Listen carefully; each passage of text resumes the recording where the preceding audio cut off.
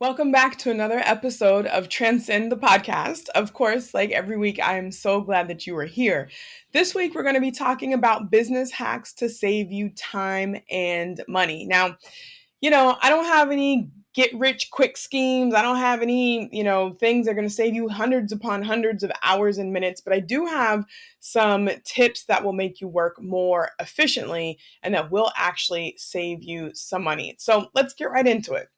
The first one that I have really implemented in my life is to batch produce your content. So for me, that looks like batch writing my emails that go out to my list every week, batch writing social media content, and also planning ahead to think about what are the themes that I'm focusing on for the month and what are the pieces of writing or the videos or the speaking engagements that I'm going to do that correspond with that. I found myself all over the place. And sometimes I still find myself all over the place if I get away from this batch producing thing.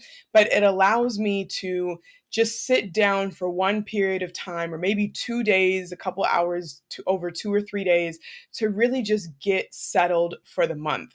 And now the key for me is to do that ahead of time. So we're in the month of October now, but when I do it, I did all this stuff in September, looking forward to October that was going to come. And then in October, I feel really good because I'm on top of it and feel like I've got my stuff together. And then at the end of October, I do the same thing for November. So batch produce your content, pick a day, pick a time.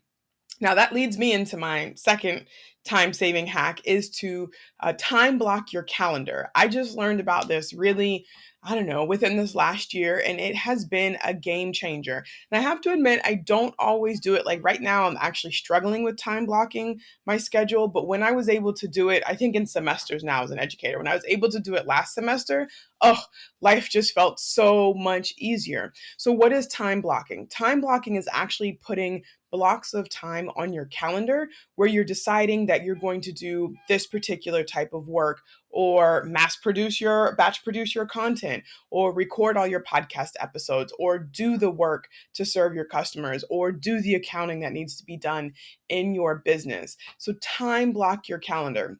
What it does for your brain, because I'm a person who probably has undiagnosed ADD. My mom is a lifelong educator and she's told me, oh yeah, honey, you have it, just not enough to actually take any medication for it. So what does that mean? That means that I'm easily distracted, especially when I don't want to do something. When something is not fun for me, I will look for everything else that I can do but that one task. And I end up dragging out that task longer than it needs to be, driving myself crazy. But when I time block, I know that I am going to, on Monday mornings, write my content for the month.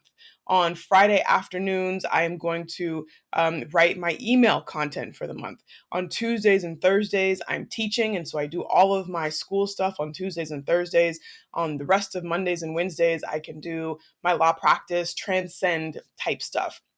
That was, again, not great at it right now in this particular semester because I feel like I have things for both sets of my lives, for both worlds that I'm in on every single day. But last semester, when I was really able to separate the two, it made life so much easier. And also, when something comes up, a task comes up, or someone asks me to do something, I can say I can't do it right now, but I'm going to get to it on Tuesday. Or if it's a Friday, this I will be able to handle next week. It helps me with my own overwhelm and the workload that I carry, but then also helps me clearly communicate to the people that I'm working with that I don't have to tell them, this is the day that I only do XYZ, but I can look ahead and say on Tuesday, that's my day for that. I'm telling myself that. And then when I can correspond with my customers or colleagues, I can tell them exactly what day I will be able to get to their request. So again, one is batch produce content, and two is to time block your calendar. Now, number three is to hire experts to do the things that you're not good at or the things that you don't like to do.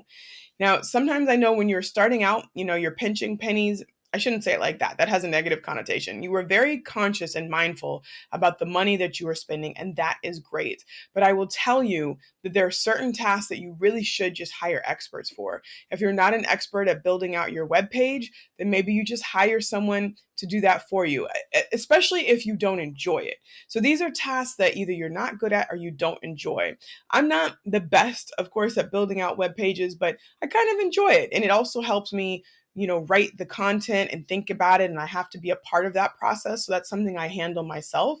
But let's say setting up the back end of the web page, I don't care about that at all. All the apps and widgets, not my thing. I would rather not have to deal with it. So I have hired somebody to come behind me or come before me and make sure that everything is updating properly and that my website is in good shape and in good condition.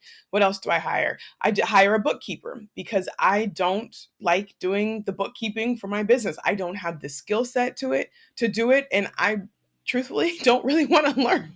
It's not something that's in my wheelhouse. So what I've done is I've hired a bookkeeper to go through the transactions every month and to give me an update on what's going on. Now, I still look at the money coming in and going out, but in terms of the bookkeeping part of it, that will lead to filing the tax returns. I've hired someone to do that because it just makes life easier. What else? My VA creates the images for my social media content. I can do it.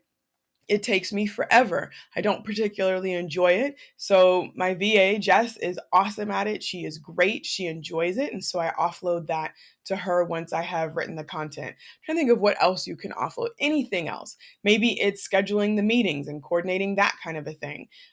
Whatever you can do to hire an expert to do the things that you are not good at or the things that you don't want to do will really free up your time. And it's certainly money well spent because then you're not occupying your brain space thinking about these things that you have to do and maybe don't know how to do. That also includes things for legal services, accounting services, registering your copyright and trademark, unless you really just absolutely want to do it and have the time to research and know that you can do it correctly. Get somebody else. Your business will grow faster and it'll free up your time and it'll be a good use of your resources. Now, the fourth one is a good one to me. It's get an accountability buddy. I have been recently meeting with a good friend of mine, Ariana, who you will hear on the podcast in a few weeks. And we have been meeting on Fridays just to go over our week, set our goals, and to do the things that we haven't finished for the week. Now, for her, she's spending her time looking forward to the week ahead and recounting the wins and the learning moments from the week prior, getting caught up on things that she didn't do. For me, by the time we get together on Friday, I'm playing catch up for all the stuff that I didn't get to in the week, but it helps me to stay accountable, to have a set meeting time, to know that this is the hour and a half I'm going to meet with Ariana and we are going to review our weeks together. So get yourself an accountability buddy. I also have other people in my community that I talk about when I'm getting ready to launch the one-on-one coaching or revamp Transcend the membership. I talk about what does that look like? What platform should I be on? How should I be talking about it? Who are we learning from? And we're sharing advice and tips and tricks that we have learned together. So that accountability piece is really, really key. And the fifth and final one for this episode is to pick a method to your madness and then stick with it.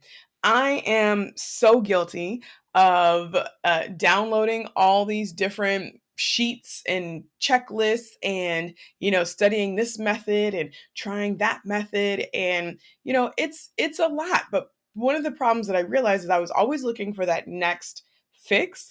But if you don't actually implement the strategy or the program that you're working on right now, you don't really know if it works or not. And chances are it probably does. So I would say pick a method, pick a time blocking method, pick a strategy to do your social media content or your email writing content, and then carry it out. Stick with it for a month or two, and then determine whether or not it's actually working. There's resistance in our brains when we're doing stuff that's uncomfortable or that's new.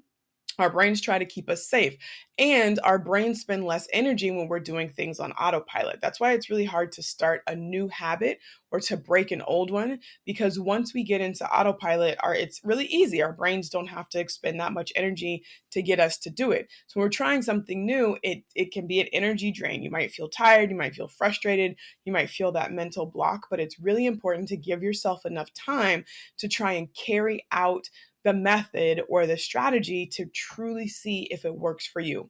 Chances are it probably will. And once you've tried it for a month or so and you've decided that it just isn't your cup of tea, then maybe find something else. But so many of us give up before we even really get started. So, last little recap: business hacks that save you time and money: batch produce your content, block your schedule, hire experts to do the things that you're not good at or the things that you don't like to do, get an accountability buddy, and then pick a method and stick with it and see what happens.